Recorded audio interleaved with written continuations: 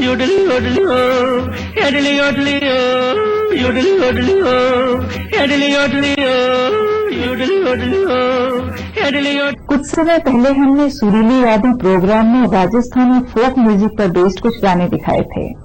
हमें ढेर सारे खत मिले हैं इस फरमाइश के साथ कि हम दूसरी जुबानों के लोकगीतों पर आधारित फिल्मी गाने भी दिखाएं।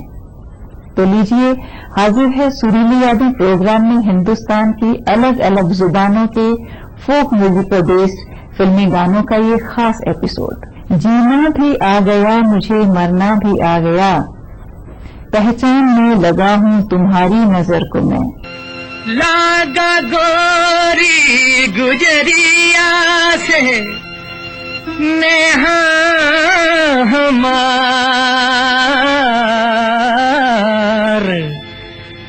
होय गवा सारा चौपट मोरा रोजगार। ओ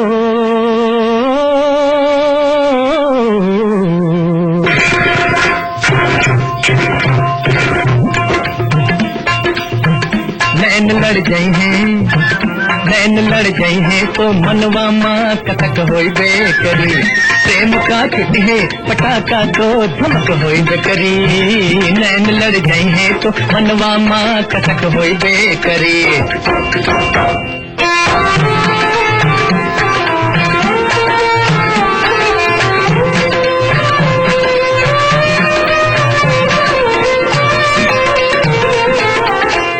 रूप को मन में बसई बातों बुरा का होई है।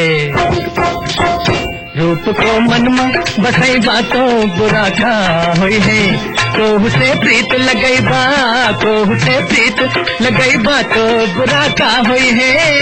प्रेम की नगरी में कुछ हमरा बिहक होई बेकरी।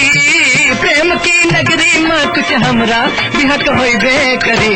नैन लड़ गई है, नैन लड़ गई है तो मनवा माँ कसक होई बेकरी।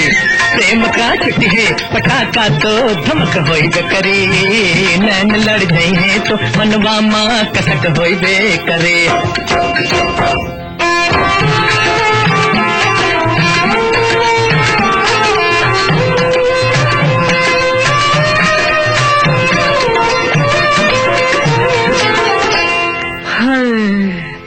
होई गवा मनमा मोरे तिरछी नजर का हल्ला।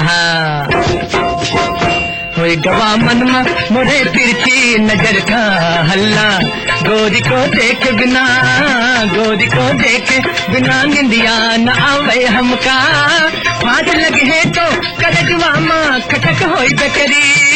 फांस लगे है तो करजवा माँ खटक होई बेकरी। नैन लड़ गई है, नैन लड़ गई है तो मनवा माँ कथक होई बेकरी। थई थई थई थई। फोक सॉन्ग्स हिंदुस्तान के अलग अलग रूरल एरिया से ओरिजिनेट हुए, लेकिन उनमें से कुछ अब बॉलीवुड के लिए इंडिस्पेंसिबल सोर्स ऑफ म्यूजिक बन गए हैं। लीडिंग कंपोजर्स ने उन्हें अपनी फिल्मों में इस्तेमाल किया और बहुत पॉपुलर हुए। भंगड़ा पंजाब में ओरिजिनेट हुआ। ये बैसाखी के समय पंजाबी फार्मर्स के जश्न के समय किया जाता था, लेकिन अब ये pop music, film sound track और देश भर में अलग अलग सेलिब्रेशंस के समय किया जाता है।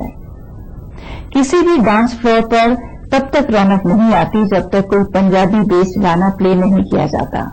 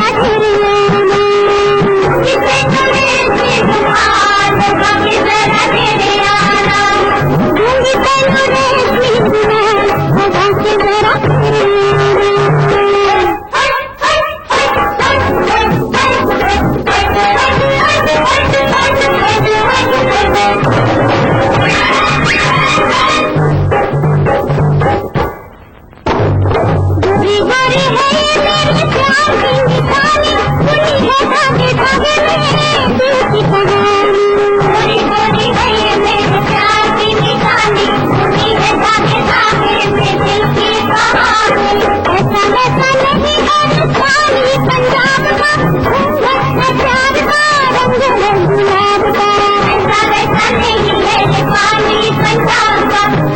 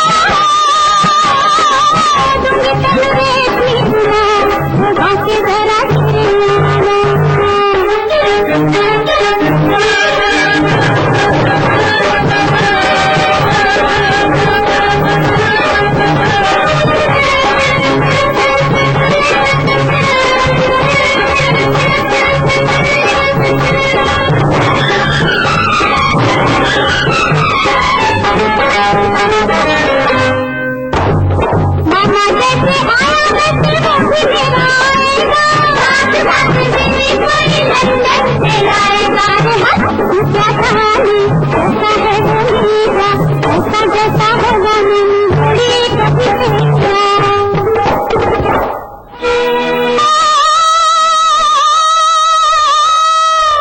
मेरी उसकी प्रीत पुरानी, बादल बिजली जैसे चंदन पानी।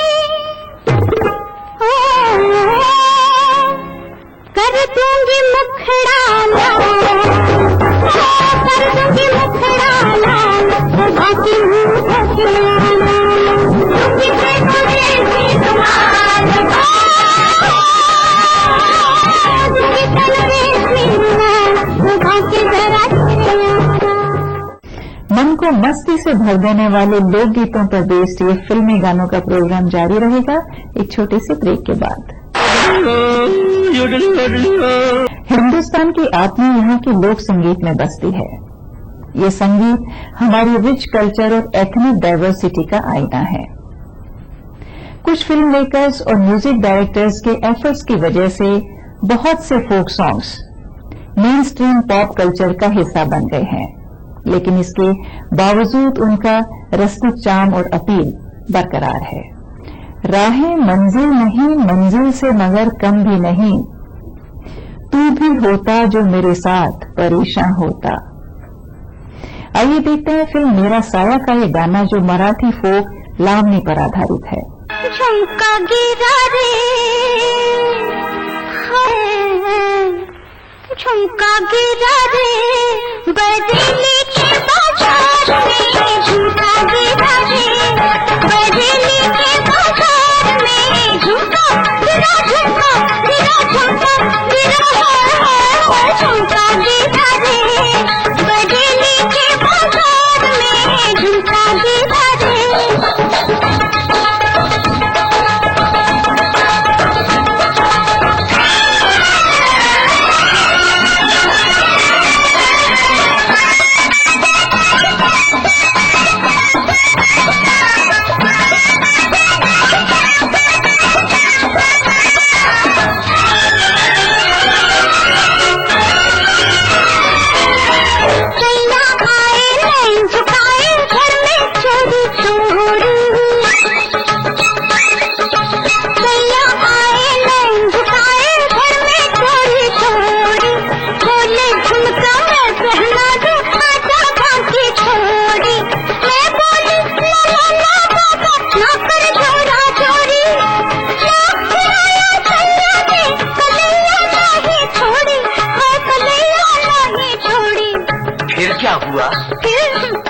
फिर झुमका गिरा रे, हम दोनों के तकरार में, झुमका गिरा रे, बरेली के बाजार में, झुमका गिरा रे।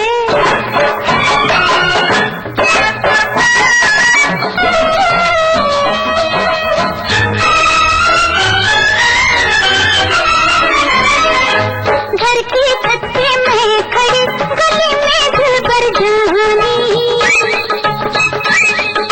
घर की छत पे मैं खड़ी, गली में दिल भर जानी, हंस के बोलने से अपने से आ दीवानी, या अंगूठी पे पसलियां छल्ला दे निशानी। घर की छत पे खड़े खड़े मैं छुई शर्म से पानी, मैं शर्म से पानी। फिर क्या हुआ? गया फिर झुमका गिरा रे, हम दोनों के इस प्यार में, झुमका गिरा रे, बरेली के बाजार में, झुमका गिरा रे। एस.टी. बर्मन साहब के गाए हुए सभी गानों को हम फोक बेस्ड कह सकते हैं।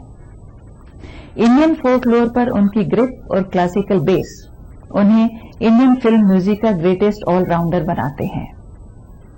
कहते हैं वो कभी भी हारमोनियम पर बैठकर कंपोज नहीं करते थे। उनकी ज्यादातर धुनें एक लंबे वॉक, ड्राइव, समंदर में मछली पकड़ते समय या एक फ्लैश के साथ आते थे। सचिन दा की ज्यादातर धुनों में बंगाल और आसाम के म्यूजिक की झलक दिखाई देती है। न जाने किस लिए उम्मीदवार बैठा हूं, एक ऐसी राह पे जो तेरी रह गुजर भी नहीं।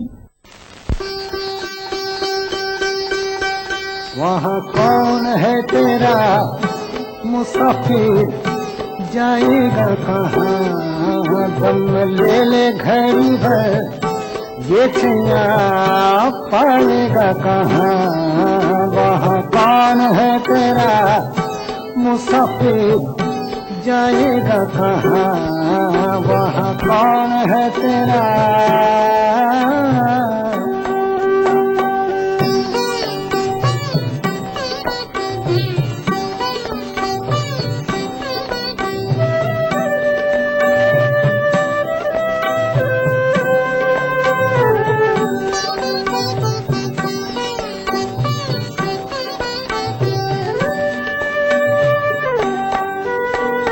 बीत गए दिन प्यार के पलछी, सपना बनी वो रातें, भूल गए वो तू भी भूला दे, प्यार की वो मुलाकातें, प्यार की वो मुलाकातें, सब दूर अंधेरा, सब दूर अंधेरा, मुसाफिर जाएगा कहाँ, दम ले ले, दम ले ले, दम ले ले घड़ी भर ये छैया पाएगा कहाँ, वहाँ कौन है तेरा।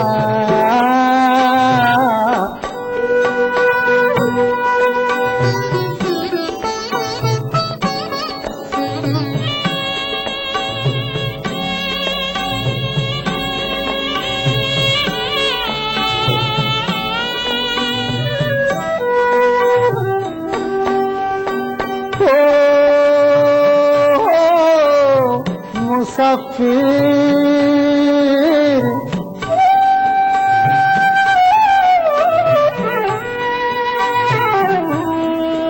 तू जाएगा कहाँ,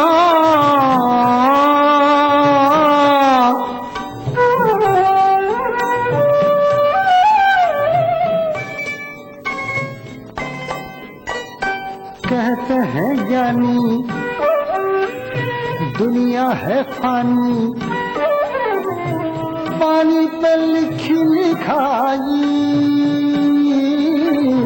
है सबकी देखी, है सबकी जानी, हाथ किसी के न आई, हाथ किसी के न आई, कुछ तेरा ना मेरा, कुछ तेरा ना मेरा, मुसाफिर जाएगा कहाँ, दम ले ले, दम ले ले, दम ले ले घड़ी भर ये छैया पाएगा कहाँ, वहाँ कौन है तेरा।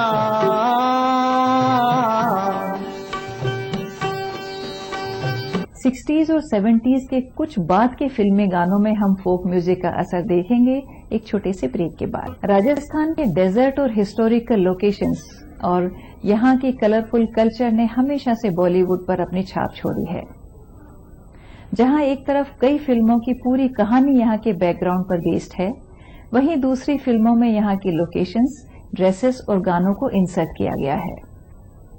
यहाँ की जुबान की सबसे बड़ी खासियत ये है कि ये हिंदी से मिलती जुलती है और इसे थोड़ा सा मॉडिफाई करके इसकी ओरिजिनलिटी को रखते हुए एक खूबसूरत स्वरूप दिया जा सकता है। ये दिल जरा सा दिल तेरी यादों में खो गया, जर्रे को आंधियों का सहारा है इन दिनों, तुम आओ तो शब को बढ़ा दूं कुछ और भी, अपने कहे में सुबह का तारा है इन दिनों, कुर्बान हो जिसके हुस्न पे 100 जन्नतें कतील, नजरों के सामने वो नजारा है इन दिनों।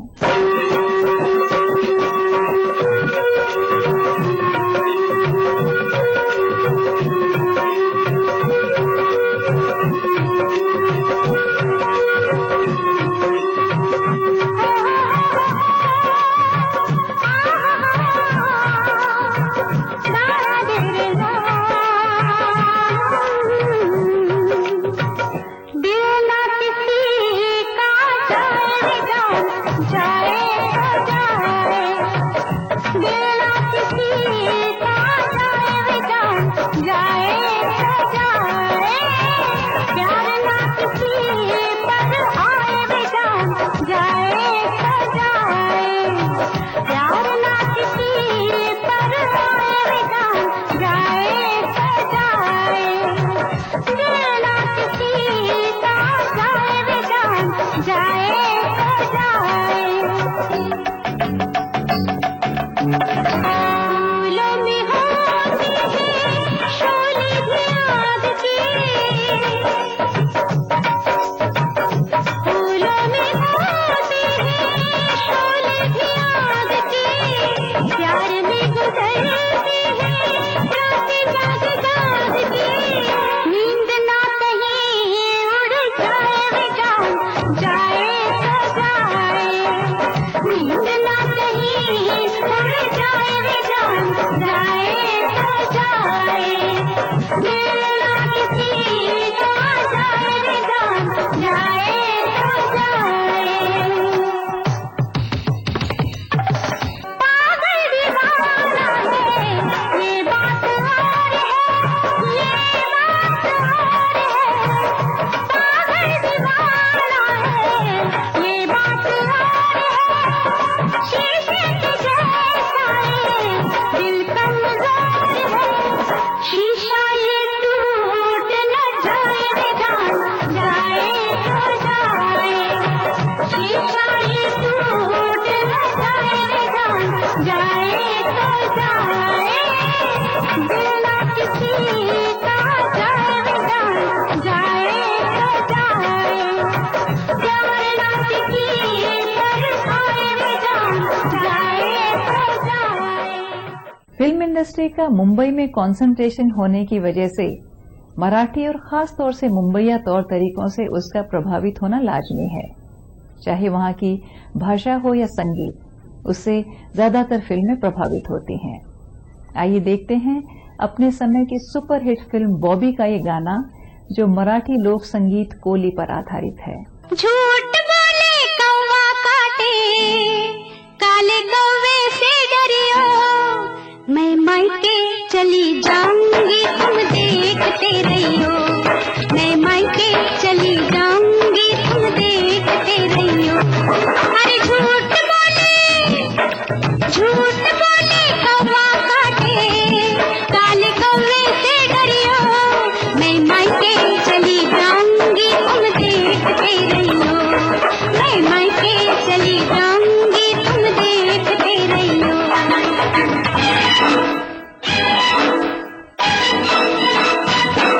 तू मैके चली जाएगी, मैं डंडा लेकर आऊंगा, मैं डंडा लेकर आऊंगा। तू डंडा लेकर आएगा, मैं कुएं में गिर जाऊंगी, मैं कुएं में गिर जाऊंगी, मैं रस्सी से खिंचवाऊंगा, मैं पेड़ पे चढ़ जाऊंगी, मैं आरी से कटवाऊंगा।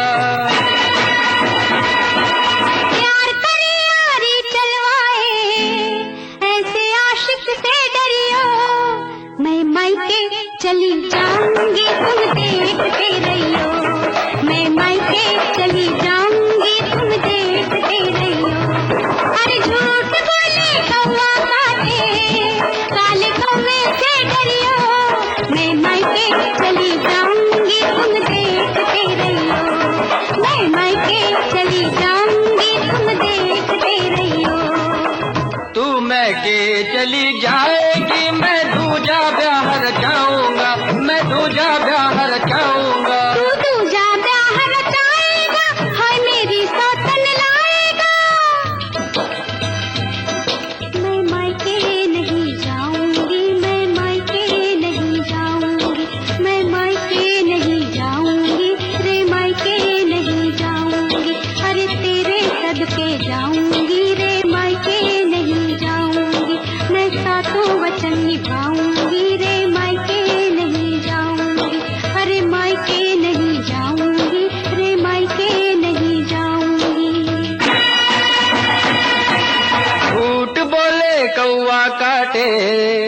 काले कौवे से डरियो, मैं तेरी सौतन लाऊंगा तुम देखते रहियो, मैं तेरी सौतन लाऊंगा तुम देखते रहियो।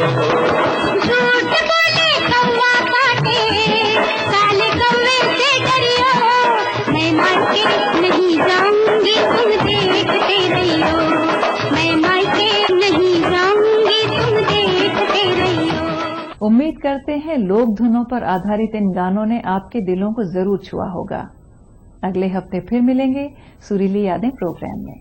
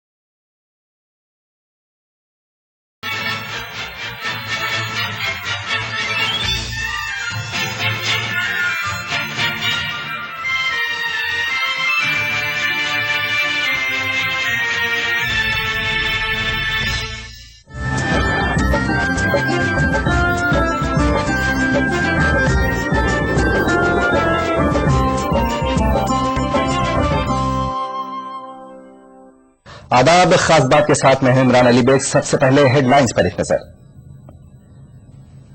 All India Muslim personal law board की मजलिस आमिला का 2 रोजा इजलास शुरू। जलगांव इजलास में मुल्की और मिल्ली मसाइल का लिया जा रहा है जायजा। अखिलेश हुकूमत ने जावेद उस्मानी को चीफ सेक्रेटरी के ओहदे से हटाया। आलोक रंजन बनी रियासत के नए चीफ सेक्रेटरी। देर आयत दुरुस्त आयत कर्नाटक उर्दू अकादमी की तश्कील 9। मारूफ अदीबा डॉक्टर फौजिया चौधरी चेयरपर्सन मुंतखब।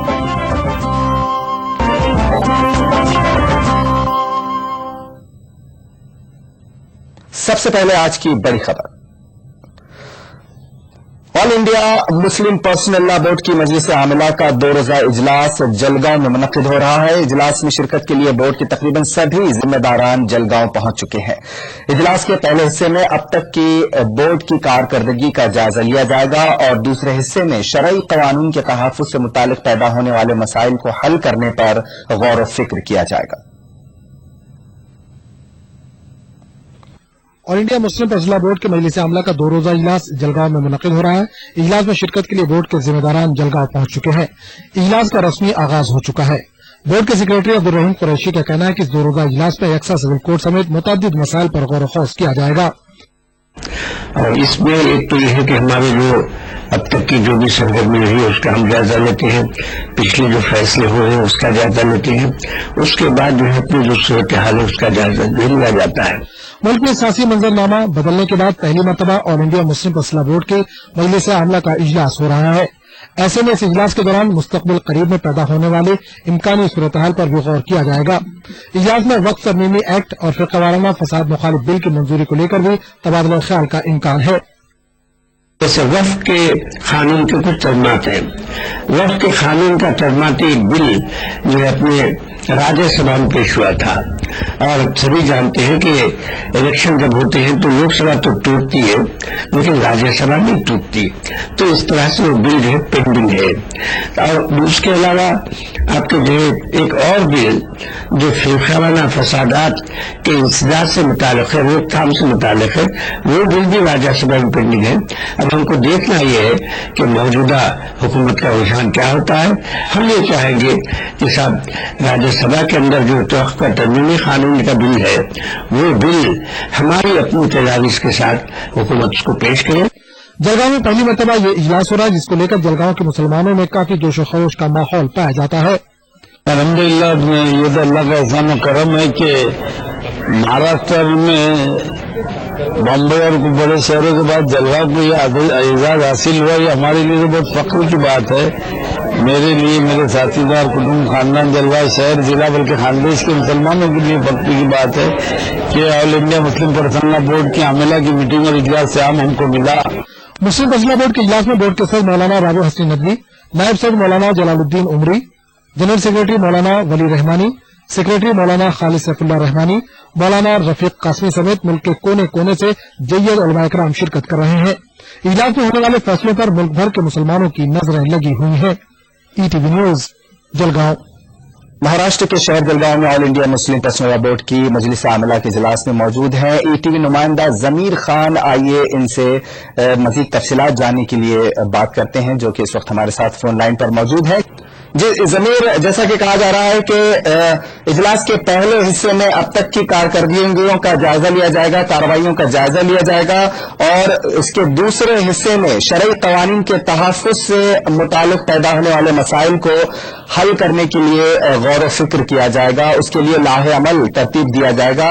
एक ऐसे वक्त में कि जब कांग्रेस के 10 साल दौर इक़्तिदार के बाद अब बीजेपी हुकूमत में आई है, किस तरह की यहाँ पर किस तरह से गौर व फिक्र किया जा सकता है?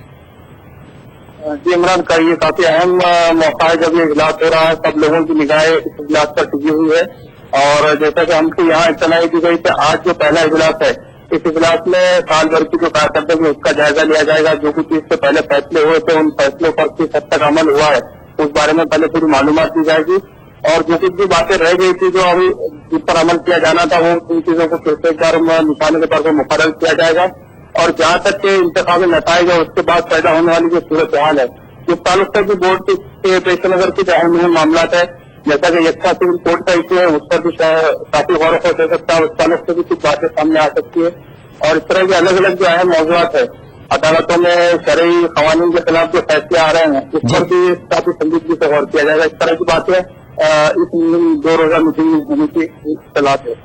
नरेंद्र मोदी के हलफ लेने के बाद कई तरह के तनाजे मंजर आम पर आए हैं, जैसा कि 370 का एक मामला उठा, उसके बाद यकसा सिविल कोड का मामला उठा, तो बीजेपी के इरादे इससे साफ जाहिर हो रहे हैं। क्या लगता है आपको कि इस सूरत हाल में किस तरह की संजीदगी से यहाँ पर गौर किया जा सकता है?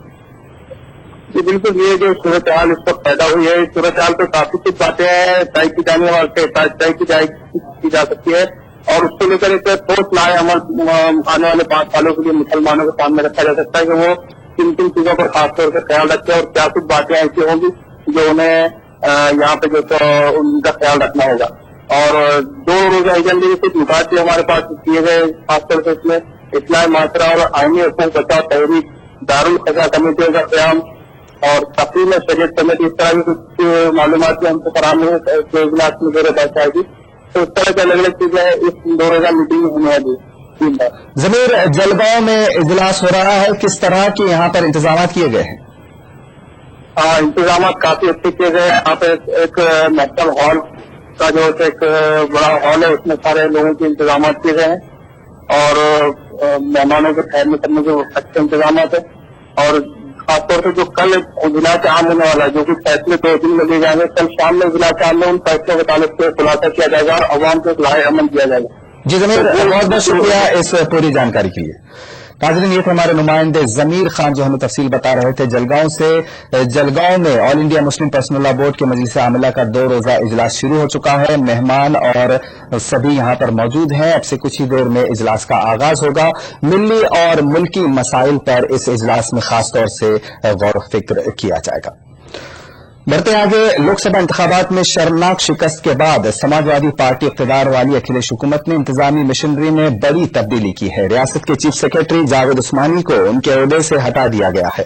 जावेद उस्मानी गुज़िश्ता 2 साल से चीफ सेक्रेटरी के अहम मनसब पर फाइज थे। जावेद उस्मानी की जगह सीनियर IAS आलोक रंजन को अब उत्तर प्रदेश का नया चीफ सेक्रेटरी मुकर्रर किया गया है। All India progressive women association ने कहा है कि उत्तर प्रदेश की मौजूदा हुकूमत ख्वातीन को तहफ़्फ़ुज़ करने में नाकाम रही है। जिना बिल जबर और कत्ल गारतगिरी की बढ़ती वारदातों ने रियासत में आईन व कानून की सूरत हाल को तबाह व बर्बाद कर दिया है। AIPWA की जनरल सेक्रेटरी ताहिरा हसन ने बदायूं का दौरा करने के बाद वाज़ेह किया कि अखिलेश सरकार में पुलिस ही जराइम करने वाले लोगों और डॉन माफियाओं से मिली हुई है। खुलेआम दी और दबंगों ने उनके साथ सामूहिक बलात्कार किया और बलात्कार करके ही नहीं, इतनी हीनियस क्राइम है, उनको मार दिया, मारने के बाद पेड़ों पर टांग दिया गया और पुलिस जो है वो उस पर पूरी तरह से कांस्टेबल मिला हुआ था। जो रक्षक है, जिसका काम है रक्षा करना, जो FIR लिखना, जो लॉ एंड ऑर्डर को बनाए रखने के लिए जिसका काम है, वो पूरी तरह से दबंगों के साथ, इन जालिमों के साथ खड़ा हुआ पाया गया और बाद में जाके घर वालों को बताया भाई तुम्हारी बच्ची ढूंढ रहे थे, पेड़ों पे लटकी हुई है। तो ये सवाल खड़ा होता है कि लॉ एंड ऑर्डर, लोगों में डर क्यों नहीं है? क्राइम बराबर बढ़ रहा है, इसकी मेन वजह है कि लोगों में डर नहीं है। लोगों को पता है अगर हम इस तरह का क्राइम करेंगे, और महिलाओं की तो हालत ये है कि एकदम कॉमोडिटी है, एक कूड़ेदान में डाल देने वाली चीजों से बदतर हालत है। पूरे देश में, उत्तर प्रदेश में भी सबसे ज्यादा है। खबरों का सिलसिला जारी रहेगा एक छोटे से ब्रेक के बाद।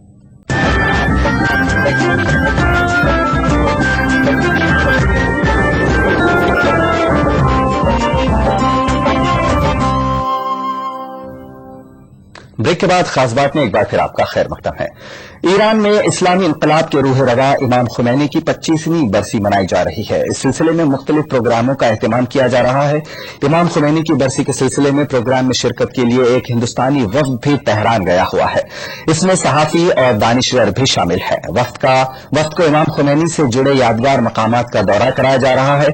इमाम खुमैनी की बरसी के सिलसिले में अहम प्रोग्राम 4 जून को मुनक्किद होगा। इस प्रोग्राम में एक बैनुल-अक़वामी कॉन्फ्रेंस का भी एहतमाम किया जाएगा। नाज़रीन, हिंदुस्तान से रवाना वफ्द में ETV उर्दू के दिल्ली ब्यूरो चीफ खुर्शीद रब्बानी भी शामिल है। इस दौरे और ईरान में मुतवक्किल प्रोग्रामों के ताल्लुक से मजीद तफसीलात बताने के लिए फोन लाइन पर वो इस वक्त हमारे साथ मौजूद हैं। जी खुर्शीद रब्बानी, ईरानी रहनुमा इमाम खुमैनी की याद में मुनक्किद होने वाले प्रोग्रामों का शेड्यूल क्या है? बिल्कुल इमरान, जैसे आपने बताया अभी कि हजरत इमाम खुमैनी की 25वीं बरसी मनाई जाएगी और वो 4 जून को यहाँ पर मनाई जाएगी। इससे पहले ही डेलीगेशन यहाँ पर मुख्तलिफ ममालिक से यहाँ पहुंच चुके हैं। तकरीबन 2 दर्जन ममालिक से यहाँ पर डेलीगेशन आए हैं और उसमें 400 से ज्यादा नुमाइंदे मौजूद हैं और अलग अलग तरह के प्रोग्राम रखे गए हैं। आज जो है तकरीब का जो है यहाँ पर, क्योंकि जो बहुत सारे लोग यहाँ पर आए थे तो हजरत इमाम खुमैनी के हाउस, मतलब कि उनका घर है जहाँ पर उन्होंने वक्त गुजारा है और जहाँ पर अपनी फैमिली के साथ हो रहे हैं। आज डेलीगेशन को वहां ले जाकर मतलब जो दिखाया गया, तमाम चीजों से जो है वो उनको जानकारी दी गई और फिर लाइब्रेरी लेकर के जाया गया पूरे वफद को और बताया गया कि किस सादगी से और किस पाकिस्तान के साथ वो उस घर में रहते थे। एक तेहरान में एक साधारण सा, मतलब को कहेंगे कि आम सी गली है और उसमें एक आम सा घर है। वहां पर हजरत इमाम खुमैनी ने अपना वक्त गुजारा, अपने फैमिली के साथ रहे और वहां पर अपने आखिरी दिनों में जो है उन्होंने तमाम तरह की जो ईरान के लिए बेहतरी हो सकती है, ईरान को एक मुकम्मल इस्लामी मुल्क बनाने में जो उन्होंने अपना अहम रोल अदा किया था। तो आज उनके घर पर लेकर के गए पूरे सबको और बताया गया कि किस तरीके से हजरत इमाम खुमैनी वहां पर थे। जी इमरान जी, खुर्शीद, इमाम खुमैनी की बरसी के ताल्लुक से 4 जून को अहम प्रोग्राम है। वो प्रोग्राम किस तरह का हो सकता है और उससे पहले इन दिनों में किस तरह का प्रोग्राम वहां पर है? बिल्कुल 4 तारीख को अहम प्रोग्राम जो बड़ा प्रोग्राम है वो 4 तारीख को है। हजरत इमाम खुमैनी की जो 25वीं बरसी है उसको मनाया जाएगा और वहां पर जितने भी ममालिक से डेलीगेशन आए हैं उनको ले जाया जाएगा। वहां पर एक तकरीब का इनकाद किया जाएगा और तेहरान में ही जो श्राइन है हजरत इमाम खुमैनी की, वहां पर एक इनकी जिंदगी मुबारक के बारे में जो है बात की जाएगी। बताया जाएगा कि किस तरीके से उन्होंने इस मुल्क को एक ऐसे सिस्टम से निकालने के लिए या मगरबी ताकतों की चंगुल से बचाने के लिए किस तरीके से उन्होंने अपनी लड़ाई को इस्लामी तालीमात के जरिए कुरान की रोशनी के तहत अपनी लड़ाई उन्होंने लड़ी। तो ये जो अहम प्रोग्राम है ये 4 जून को मुनाफिद किया जाएगा और तेहरान में जो श्राइन है हजरत इमाम खुमैनी की, वहां पर तमाम लोग मौजूद होंगे। उससे पहले भी बहुत सारे प्रोग्राम थे।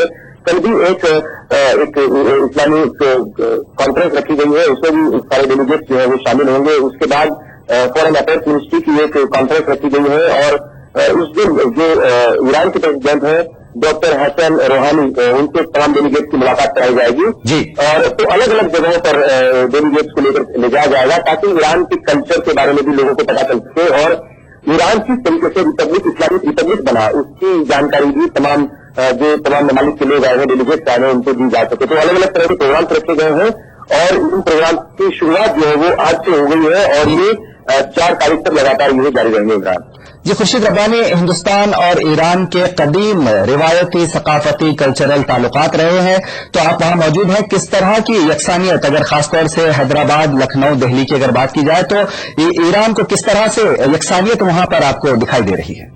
बिल्कुल इमरान, चूंकि ईरान के बाद अगर शिया कम्युनिटी की सबसे बड़ी तादाद रहती है तो वो हिंदुस्तान में रहती है और हिंदुस्तान और ईरान के जो रिश्ते हैं वो हमेशा से बेहतर रहे हैं और दोनों ही मुल्कों के जो बाशिंदे हैं, जो लोग हैं, वो एक दूसरे से मोहब्बत का इजहार करते रहे हैं। खासतौर पर अगर हम बात करें जो शिया कम्युनिटी है जो हिंदुस्तान में रहती है वो तालीम हासिल करने के लिए, आला तालीम हासिल करने के लिए, इस्लामी तालीम हासिल करने के लिए ईरान का रुख करते हैं और ईरान हमेशा आते रहते हैं।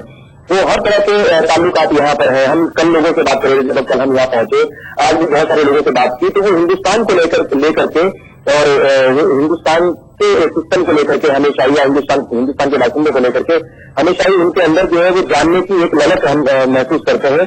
और जहाँ तक रिश्तों की बात है तो रिश्ते हमेशा से बेहतर रहे और लोग यहाँ से चाहते हैं कि रिश्ते भी बेहतर हों और क्योंकि यहाँ पर बहुत सारे दीनी मदारिस हैं और बड़े तालीमी इदारे हैं जहाँ पर हिंदुस्तान के जैसे आपने कहा कि चाहे वो उत्तर प्रदेश हो, चाहे बिहार हो, बंगाल हो, पश्चिम बंगाल हो या फिर हैदराबाद, वहां से बहुत सारे स्टूडेंट्स यहाँ पर तालीम हासिल कर रहे हैं, आला तालीम हासिल कर रहे हैं और वो हिंदुस्तान और ईरान के रिश्तों को बेहतर बनाने में वो भी जो है अपना एक अहम रोल अदा करते हैं। तो जाहिर तौर पर ये जो रिश्ते हैं इनमें जो है वो हमेशा ही मिठास बनी हुई है और इन रिश्तों को मजबूत करने के लिए दोनों मुल्कों की आवाम जो है वो अपने लेवल पर काम कर रही है। जी, खुर्शीद रब्बानी, बहुत बहुत शुक्रिया इस पूरी जानकारी के लिए। नाज़रीन, ये थे हमारे नुमाइंदे खुर्शीद रब्बानी जो तेहरान से हमें तफसील बता रहे थे। हजरत इमाम खुमैनी की बरसी के सिलसिले में 4 जून को एक अहम प्रोग्राम तेहरान में मुनक्किद होगा। उससे पहले एक इस्लामी कॉन्फ्रेंस का भी एहतमाम किया गया है। बढ़ते आगे, वेलफेयर पार्टी ऑफ इंडिया ने मुतालबा किया है कि बीजेपी की क़यादत वाली मरकज की नई हुकूमत ग्रोथ इंक्लूसिव यानी मुल्क की तरक्की में सभी तबकात की शमूलियत को यकीनी बनाए। बेंगलुरु में वेलफेयर पार्टी ऑफ इंडिया का 2 रोजा फेडरल वर्किंग कमेटी का इजलास मुनक्किद हुआ। इजलास में लोकसभा इंतखाबात के नताइज और मुस्तकबिल की सियासी सूरत हाल का भी जायजा लिया गया। लोकसभा इंतखाबात के बाद वेलफेयर पार्टी ऑफ इंडिया की फेडरल वर्किंग कमेटी का पहला इजलास बेंगलुरु में मुनक्किद हुआ। इस 2 रोजा इजलास में लोकसभा इंतखाबात में बीजेपी की अक्सरियत के साथ कामयाबी और दीगर अहम पार्टियों की शिकस्त की वजूहात का जायजा लिया गया। WPI के मुताबिक 2014 के आम इंतखाबात में बीजेपी को 31% वोट जबकि दीगर तमाम सियासी पार्टियों को 69% वोट हासिल हुए हैं। भले ही बीजेपी ने अक्सरियत के साथ अपनी हुकूमत बना ली हो, लेकिन मुल्क के 69% वोटर आज भी बीजेपी के नजरियात से इत्तेफाक नहीं रखते। हमारा ये एहसास है गो कि इस मुल्क की 69% पॉपुलेशन ने बीजेपी को पसंद नहीं किया है, लेकिन बाकी जो 51% का वोट है वो कंसोलिडेट हुआ और 69% वोट बिखर गया। तो इसके मुकाबिल अगर इस मुल्क में प्रोपोर्शनल रिप्रेजेंटेशन की कोशिश की जाए तो ये जिस पार्टी को जितना वोट मिले उसके उतने नुमाइंदे पार्लियामेंट पहुंचने चाहिए। तो छोटी पार्टियों को भी पार्लियामेंट में स्पेस मिल जाएगा और मुल्क की अक्सरियत जिनको नुमाइंदे समझती है उन लोग पार्लियामेंट में आ जाएंगे। वेलफेयर पार्टी ऑफ इंडिया के नुमाइंदों ने मुतालबा किया है कि वजीर आजम नरेंद्र मोदी तरक्की में तमाम तबकों की शमूलियत को यकीनी बनाए। गवर्नमेंट बन गई और सरकार है और उनको हम सब लोगों को सरकार के साथ एक रेकॉर्ड रखना चाहिए जो इश्यूज है हम लोगों के डेवलपमेंट के, एजुकेशन के, सिक्योरिटी के बड़े सरकार के सामने पेश कर रही है। सरकार से ये तयपुर हमको मानना चाहिए कि दूसरा इंक्लूसिव ग्रोथ के नाम पर जो उन्होंने पूरा इलेक्शन कंडक्ट किया है तो इंक्लूसिवनेस का एक पार्ट हम भी है। होगा to prime minister Narendra Modi कि वो जो प्राइम मिनिस्टर बने हैं वो सिर्फ एक चंद सेक्शन या एक स्मॉल ग्रुप ऑफ सोसाइटी के लिए नहीं है, बल्कि पूरे भारत के लिए है, पूरे इंडिया के लिए है। वो अगर डेवलपमेंट सही माने में चाहते हैं तो सबको साथ लेके चलना है, जिनमें माइनॉरिटीज भी हैं, दलित भी हैं, क्रिश्चियंस भी हैं, इन सबको अगर साथ लेकर डेवलप करेंगे तभी तो देश की तरक्की होगी, तभी देश का। इजलास में वेलफेयर पार्टी ऑफ इंडिया ने आम इंतखाबात में अपनी कारकर्दगी का भी जायजा लिया। वाज़ेह है कि 5 रियासतों के 26 पार्लिमानी हलकों में वेलफेयर पार्टी ऑफ इंडिया ने अपने उम्मीदवार खड़े किए थे। जनरल सेक्रेटरी कासिम रसूल इलियास का कहना है कि चंद हलकों में वेलफेयर पार्टी ऑफ इंडिया के उम्मीदवारों को बड़ी तादाद में वोट हासिल हुए हैं, जिसकी वजह से पार्टी अपने सियासी मुस्तकबिल को लेकर काफी पुरउम्मीद है और एक मुतबादिल की हैसियत से उभरना चाहती है। ETV news Bengaluru. यहां लेते हैं छोटा सा ब्रेक, बहुत जल्द हाजिर होंगे।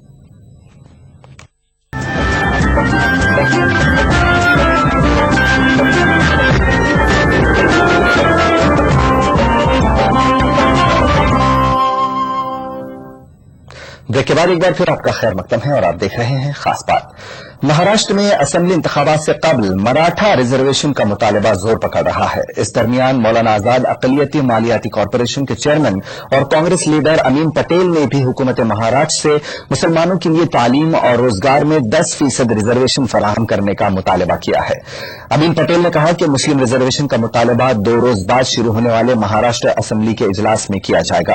वाज़ेह है कि महाराष्ट्र में मुस्लिम समाज की मुआशी, समाजी और तालीमी पसमानगी का जायजा लेने वाले महमूद रहमान कमेटी रिपोर्ट ने रियासत में मुसलमानों को 8% रिजर्वेशन फराहम करने की भी सिफारिश की है। मांग ये है कि जो पिछले कई कमिटीज ने इस बात के ऊपर जोर दिया है कि आज जो मुस्लिम्स है वो बहुत पीछे हो गए, उनको मेन स्ट्रीम में लाने के लिए रिजर्वेशन बहुत जरूरी है। आज हमारे वहाँ बहुत सारे रिजर्वेशन है। जब मराठा रिजर्वेशन की बात चल रही है तो मुसलमानों को 10% गवर्नमेंट सर्विसेज में और एजुकेशन के अंदर रिजर्वेशन मिलना चाहिए।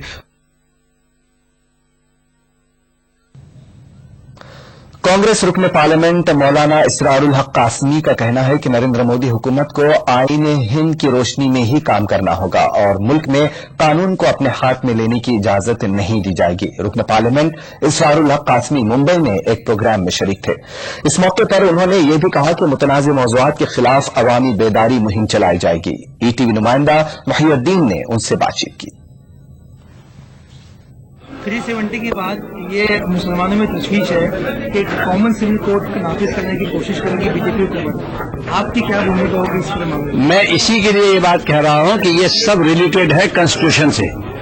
अगर दफा 370 भी कॉन्स्टिट्यूशन का ही पार्ट है, इसलिए मैं इसको बड़े दायरे में इस मसले को उठाना चाहता हूं कि कॉन्स्टिट्यूशन को चेंज होने नहीं देंगे, कोई तब्दीली उसमें नहीं होने देंगे और इसी के लिए ये सेकुलर ताकतों का महाजी बनाने की कोशिश करें, हम लोग मिलकर के काम करेंगे।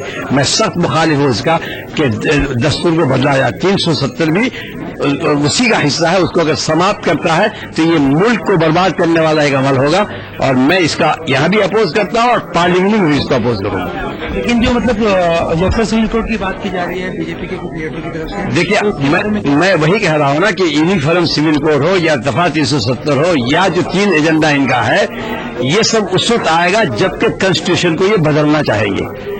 इसलिए अगर हम कॉन्स्टिट्यूशन को ही बदलने से रोक देंगे तो ये नहीं ला सकेंगे, वरना यूनिफॉर्म सिविल कोड भी एक ऐसी चीज है कि जो इस मुल्क को तोड़ देगा। मैं कहता हूं इस बात को, यूनिफॉर्म सिविल कोड में ये है कि हर आदमी को समान नागरिक कानून होगा, तो हर आदमी एक तरीके पर शादी करे, एक तरीके पर अपने मुर्दे को डिस्पोजल करे, एक तरीके पर अपने जायदाद की तकसीम करे। ये इस मुल्क में नहीं चलेगा, इससे ये मुल्क टूट जाएगा। लेकिन क्या कांग्रेस तैयार है इन सब हथकंडे से अपनाने निपटने के लिए? आखिरकार कर्नाटक में उर्दू अकेडमी की तश्कील नौ अमल में आ ही गई। रियासत की मारूफ अदीबा डॉक्टर फौजिया चौधरी कर्नाटक उर्दू अकेडमी की नई चेयरपर्सन मुंतखब हुई है। इस सिलसिले में महकमे अक़लियती बहबूद ने हुक्मनामा जारी किया है। डॉक्टर फौजिया चौधरी की क़यादत में रियासती हुकूमत ने 10 रुकनी कमेटी तश्कील दी है। मारूफ शायर शफीक आबिदी, रोजनामा सियासत के सीनियर सहाफी रिजवानुल्लाह खां, रोजनामा सालार के सीनियर सहाफी रफी भंडारी, नेमतुल्लाह खान और दीगर शामिल हैं। कर्नाटक उर्दू अकेडमी की नौमुंतखब चेयरपर्सन डॉक्टर फौजिया चौधरी ने हुकूमत का शुक्रिया अदा करते हुए कहा कि वो अपनी जिम्मेदारी को बखूबी निभाने की हर मुमकिन कोशिश करेंगी। गुलबर्गा से ताल्लुक रखने वाली डॉक्टर फौजिया चौधरी बेंगलुरु के होम साइंस कॉलेज में शोबा उर्दू की सदर रही हैं। अफसाने निगार, मुतरजिम, खाका निगार के तौर पर डॉक्टर फौजिया चौधरी कर्नाटक के उर्दू हलकों में जानी पहचानी शख्सियत हैं। 2 जून बरोज पीर फौजिया चौधरी बेंगलुरु में उर्दू अकेडमी के दफ्तर में अपने ओहदे का बाज़ाब्ता जायजा लेंगे। मैं तमाम उर्दू के चाहने वालों का और उर्दू लिखने पढ़ने वालों का शुक्रिया अदा करती हूँ। सबसे पहले मुझे अल्लाह ताला का शुक्र अदा करना चाहिए कि उसने मुझ पर मुझे ये जिम्मेदारी दी है। इसके साथ ही मैं कर्नाटक के सीएम का भी शुक्रिया अदा करती हूँ और हमारे माइनॉरिटी के मिनिस्टर जनाब खमरुल इस्लाम साहब की मशकूर हूँ कि उन्होंने मुझ पर भरोसा किया, मेरी सलाहियतों पर भरोसा किया। कानपुर में बेटी बचाओ मुहिम के दौरान पैरामेडिकल से वाबस्ता अफराद ने खुसूसी बेदारी मुहिम का आगाज किया है। इस मुहिम में मुस्लिम डॉक्टरों की काफी तादाद शामिल है।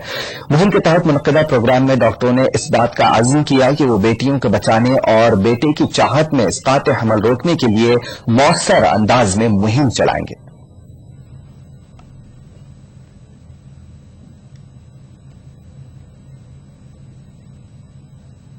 बेटी बचाओ अभियान एक बहुत ही जरूरी अभियान है एंड आई थिंक ये सबको लेना चाहिए, क्योंकि आजकल जो अल्ट्रासोनोग्राफी हो रही है सेक्स डिटर्मिनेशन के लिए, इसमें काफी सारे लोग सेक्स डिटरमाइन करके जो बेटी होती है अगर तो उसको अबॉर्ट करा देते हैं। काफी सारे हॉस्पिटल्स के बाहर पॉलिथिन्स के अंदर बेटी की बॉडी पाई जाती है और ये चीज इस चीज को प्रमोट करती है कि जो एबॉलिश करते हैं इन सब चीजों को, इससे ये होता है कि हम बेटियों को बचाएं, क्योंकि बेटियां बहुत इम्पोर्टेंट हैं आजकल सारी फील्ड्स में।